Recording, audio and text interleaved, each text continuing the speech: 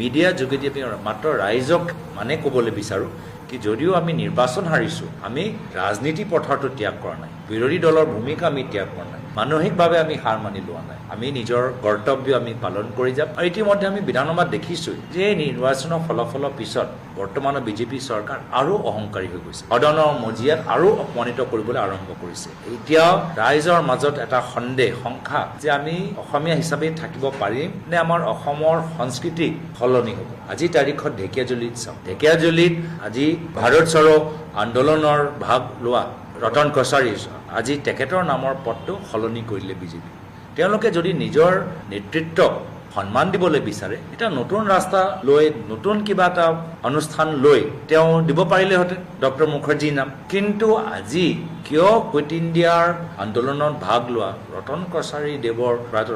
দেৱৰ নাম সলনি কৰিবলৈ সক্ষম হৈছে এটা ভাল ইংগিত নহয়